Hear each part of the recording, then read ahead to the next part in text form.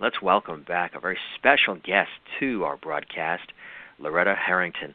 Loretta, thank you so very much for joining us here on the show today. It's wonderful to have you back with us here on CUTV News Radio, and good to hear your voice.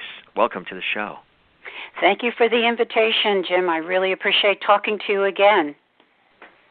I know it was so great having an opportunity to meet a couple of weeks ago in the studio and interview you and learn even more about this experience with Zura. And, of course, you have worked for a number of years for the World Institute of Disability. You've worked within government. You've done a lot of incredible things within your career and still do to this day. But this book, authoring this book, was monumental for you, wasn't it? This was something that just had to be done. It was pulling at your heartstrings, and you put your mind to it and spelled it all out for everybody, right? Oh, that's exactly why I wrote the book, because I wanted to capture my thoughts and feelings and let others know how life can change in a day when new circumstances come about.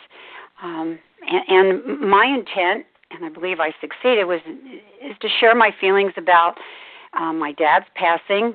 That's the setting of the story, and how the good work of Zora, who was a stranger, came into our lives, renewed my faith in humanity.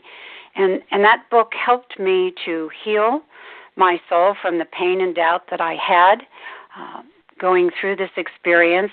And I wanted to share it with others so that they find this as it helps them to cope in similar circumstances, and then, more importantly, Jim, it allows me to give back to those in need. Which is really the bottom line to it all. And, you know, in writing this book, for our audience maybe who haven't heard the previous interviews with you, what was that process like in the very beginning? Just even being able to take a blank piece of paper and start really spelling it out and sharing it. And during that process, was there any hesitation about sharing any moments and memories that you've shared with us in the book? The process, Jim, started suddenly. I had a lot of thoughts in my mind. I started to jot down phrases, words, incidences, events, and then literally one morning I woke up, opened up my laptop, and I said, I'm going to commit this to writing. And so I began to just write an outline, filled it in throughout the remaining, the months that I developed the whole story. And I came to the part that caused me the most difficulty and hesitation, as you said. And that was the part is, how deep do I go into the description of the relationship that I was developing with Zora. Zora's Selekwadze is the character's name. He's from the former Soviet Union country of Georgia. And so I had to be careful about this because I wanted my family to read the book, and I wanted them to understand that Zora is very special to me. So I delicately wrote about how this relationship began and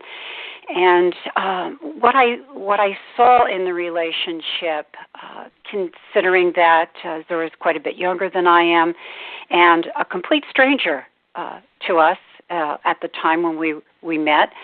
So I worked through that with the assistance of my transition coach and metaphysician Alice DeVille, who I've worked with for a number of years to understand my soul path and my life's purpose.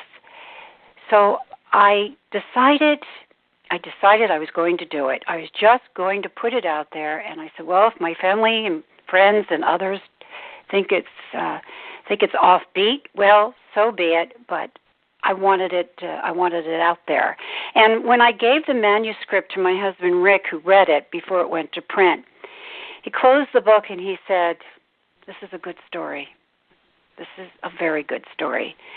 And that was the imprimatur. I knew I had done a good job of being sensitive to everyone's feelings, and most of all, being sensitive to Zora's feelings. Keep in mind, as an immigrant, he came to this country looking for a new beginning. And he was going through the immigration process at the time, and lots of highs and lows, depressing days and exciting days. So he was concerned as well. So we took this slowly, Jim. We worked through that section and just decided that we both wanted to tell the story.